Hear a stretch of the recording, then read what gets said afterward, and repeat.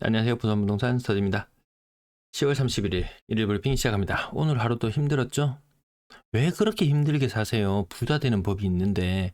자, 따라오세요.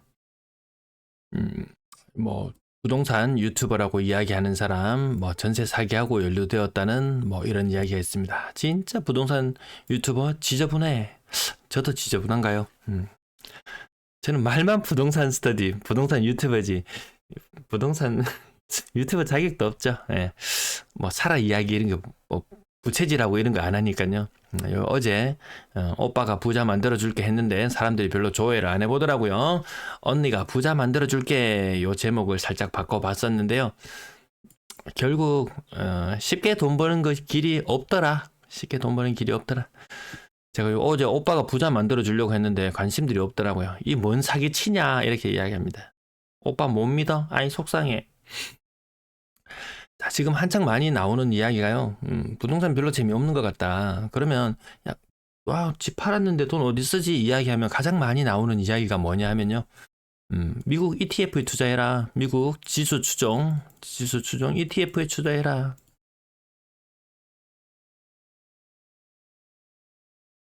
그저 돈 벌 것 같나요? 지금 저는 가격이 굉장히 높다고 생각하는 그런 입장인데요. 아, 별로 추천하고 싶진 않습니다. 항상 사람들이 많이 추천하고 몰렸을 때가 늘 끝물이었을 때가 많습니다. 그럼 뒤에 이제 설거지 한다고 이제 개고생하는 사람들이 무지하게 많이 있습니다. 증시 무진장 올랐다가 지금 한 2600 수준 되나요? 이거 한 3600까지 갔었나 모르겠다. 한 3500까지 갔었다가 이렇게 떨어지고 나는 가운데 또 대중이 많이 들고 있는 주식들은 더 폭락을 하죠. 뭐 대표적으로 국민주라고 불렸던 삼성전자, 네이버, 카카오 바닥을 지금 헤매고 있는데 근데 이 기업들이 내는 수익이나 이런 것들을 생각해 보면은 야, 이 급등, 급반등해서 다시 본전만 하면 나와야지 아마 이런 사람들이 훨씬 더 많은 그런 상황이 아닌가 싶습니다. 대중에 너무 휩쓸려 다니지 마시라. 미국 좋다고 ETF 계속 추천하는 걸들이 무진장 많이 올라오는데 한번 보면요. 역대급 차트, 역대 차트를 한번 좀 훑어보면은 들어가도 될까? 사실 망설이게 됩니다. 모르는 거 하지 마라. 뭐 이러는 거 하지 마라. 자, 부산 낙폭 마이너스 0.05 지난주와 동률을 잃었고요. 전세 가격도 딱히 지난주는 조금 강세를 보이는 듯 했는데 딱히 그렇게 강세를 보일 만한 수준은 아닙니다. 매물이 조금 줄어들고 있긴 하지만 그렇게 드라마틱하게 전세 가격에 치솟을 만큼의 그런 상황은 아니더라. 수도권도 전세 가격을 많이 줄어들고 있고요. 역전세 이야기가 슬슬 나오고 있습니다. 수도권 매매 가격 마찬가지로 서울 기준으로 0.32까지 상승하던 것이 0.08까지 떨어졌습니다. 이 연강이 한 3개월, 4개월, 수도권 1년 내도록 상승했는 것 같지만 주간 실거래 지수상으로 플러스를 나타냈던 것은 3, 4개월 정도 수준 될래나? 대구도 3개월 정도 지수상으로는 플러스를 나타낸 적이 있었어요. 그러면 사람들이 또 이야기합니다. 이거 항공모함 같아서 한번 방향이 바뀌면 계속 간다. 3개월 꼴랑하고 깨꼬닥했어요. 부산 플러스 지수로가 나타나는 순간이 오더라도 그것이 계속적인 상승으로 이어지긴 힘들다. 제가 어제 전반적인 나라의 부채, 세입이나 세출이나 이런 상황, 그리고 앞으로 일본이 치명적이었던 그 이유 중에 하나가 지가가 떨어지고 회복하기 힘들어졌던 이유가 나라에서도 펌프질을 하고 싶어도 워낙 고령화가 심해지다 보니까 의료비 지출이나 이런 부분들이 굉장히 크거든요. 우리도 결코 만만치 않습니다. 우리 의료 쇼핑 좋아하잖아요. 자, 서울 아파트 거래량 8,400건 수준. 어떤 데는 8,800건 이렇게 나오는 것도 있는데 저는 한국 부동산에 딱 아파트 매매만 기준으로 놓고 보니까 수치가 이렇게 나타납니다. 자, 거래량이 3분의 1 토막이 나버렸다. 서울 아파트 수억씩 폭락한다는 뉴스가 다시 나오고 있습니다. 역전세 이야기도 다시 나오고 있어요. 금융규제 이쯤에서 끝나나 싶었는데 농협 기준으로 NH 기준으로 40년 주담대 없애고 이제 30년으로 바꾸겠다. 말이 좋아 30년이지. 40대 30년 대출 죽습니다. 50대에 30년 대출 40대에 40년 대출 한숨밖에 안 나옵니다. 서울의 거래량 그래도 다음 달의 거래량이 조금 더 이번 달 거래량보다 조금 더 나을 거다. 왜? 내년 되면 어차피 또 살아날 거니까 이런 기대감 사람들 있잖아요. 다 모든 사람들이 다 그렇게 생각하고 있다면 그 길로 가지 않을 확률이 더 높다. 내년에도 대출 규제는 계속된다. 오늘 한 가지만 부탁드립니다. 좋아요 눌러주시든지 구독 눌러주시든지 아래쪽에 링크를 한번 눌러주시든지 입맛대로 골라서 매도 물량 추석 이후에 증가 추세 계속 유지되고 있다. 야, 이건 진짜 뉴노멀입니다. 과거처럼 막 대폭 줄어들고 이런 것은 없는 것 같습니다. 이제는 계속 이 층위가 계속해서 높아질 것 같습니다. 전세 물량, 시장 안정화 매물, 월 거래가 한 3,000건 정도 이루어지기 때문에 그 3배수 정도 잡아서 9,000개라고 했는데요. 9,000개보다 요 화살표 있죠? 예, 화살표보다 더 아래 수준까지 내려와 있다. 근데 많이 모자라는 정도 아니죠. 이게 한 5,000개, 6,000개. 이쯤 되면은 전세 가격 조금 오른다는 이야기가 나올지도 모르겠지만, 전세 가격도 그렇게 힘을 많이 못 쓰고 있다. 근데 상대적으로 전세 가격이 굉장히 강세인 것처럼 느껴지는 것은 비싼 아파트들을 보고 있으면 그렇습니다. 근데 전체적인 모습은 아닌 것 같더라. 월세 물량 6,800개 지속적으로 월세 물량 줄어들고 있습니다. 임대 물량 연초에 22,000개 수준이던 것이 15,000개 수준으로 30% 정도 줄어들었나요? 아파트 거래량 2,490, 1,900. 이제 9월 거래가 마무리되었습니다. 뭐 약간의 플러스 마이너스는 있겠지만 이 정도 수준에 그칠 것 같고요.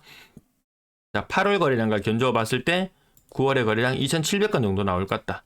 요 수치의 합 노란색 네모 해놨죠? 예, 추가 거래량 되는 것들이 합계가 다음 달에 거래량이 될 확률이 있다. 건당 거래대금은 연초 수준까지 쭉쭉 빠져 있습니다. 이때 고가의 아파트 한창 또 막차 흐름이 있었기 때문에 막차 타려고 마구마구 몰려들었던 것이 3개월 바짝하고 그냥 끝났네요, 또. 길게 보면 4개월이지만. 자, 상고하죠. 모든 사람들의 믿음이. 자, 그래도 3번은 1번, 2번, 3번 또 갈 거야 라고 생각하겠지만 아닐 수 있다. 자, 저가의 아파트 비중 다시금 높아져서요. 요 수준까지 43% 수준까지 다시 올라와 있고요. 고가의 아파트 거래량 반토막 나 있는 상태. 10월에 또 고가의 아파트 거래가 287건, 지금 65% 정도 거래가 신고되었으니까요. 또 한 400건대를 약간 넘어서는 거래량이 나올 것 같기도 해요. 매매 거래량은 거의 뭐 이만큼 수준으로 올라옵니다. 매매 거래량은 이 수준에서 폭 꺾였다가 이만큼 올라오는데요. 고가의 아파트 거래량은 여기서 폭 꺾였다가 회복을 다 못합니다. 돈 있는 사람들 안 사요. 6억, 7억, 8억 물건 팔았어요. 뭐 비과세나 이런 것들 이용해서 정리했어요. 그럼 더 비싼 거 사야 될 거 아닙니까? 안 사요. 자, 실거래 가격, 분양권 거래, 분양권 거래는 고만고만한 수준으로 다시 회복을 해 있는 상태. 실거래 가격 한번 볼게요. 해운대 아이파크 신규 거래 73평형 35억. 자, 못 본 척하고 눈 질끈 감고 내려갑니다. 11억짜리 2건 거래 눈에 띄고요. 22년 입주했는 곳, 13년 입주했는 곳. 그 다음 밑으로 내려오면 25%. 동네 럭키는 고점 13억 4천까지 갔던 것이 8억 1천. 분담금이 높아지면 높아질수록 재건축을 앞두고 있는 곳들의 가격은 낮아질 수밖에 없죠. 낮아지지 않는다면 재건축을 포기해야 될 것이고, 낮아지고 또 현금 한 보따리 가지고 가면 또 새 집을 받을 것이고, 고점 대비 오래된 곳들, 40년을 향해 가는 곳들 40%씩 하락하는 곳들 나오고 있고요.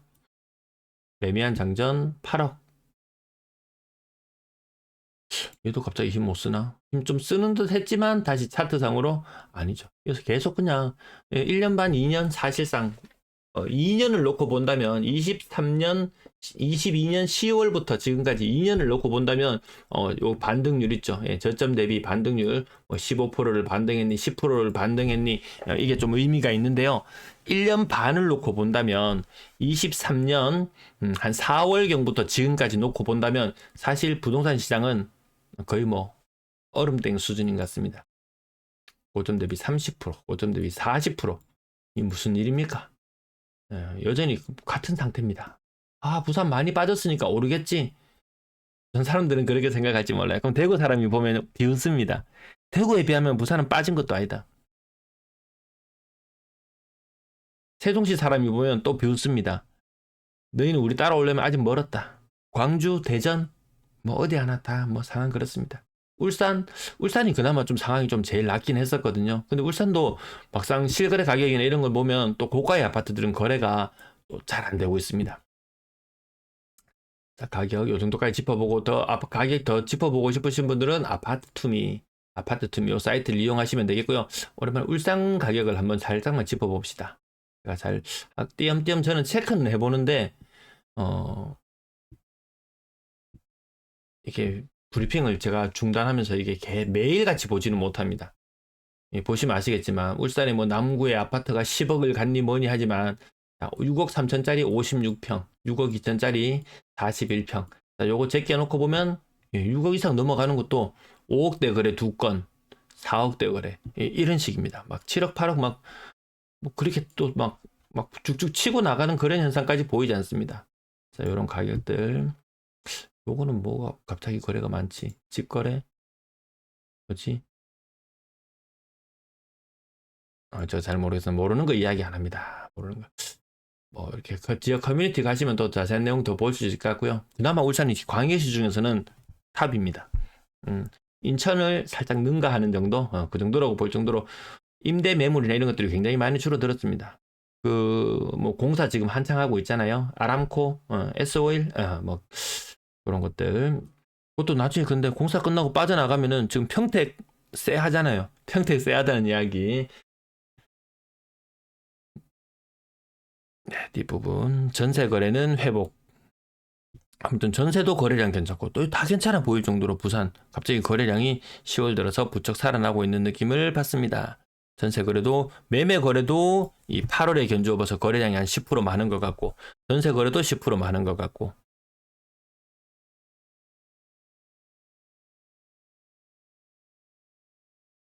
월세 거래도 뭐 괜찮은 것 같고 월세 거래도 1,800, 2,000 뭐 고만고만한 수준까지 나올 것 같습니다.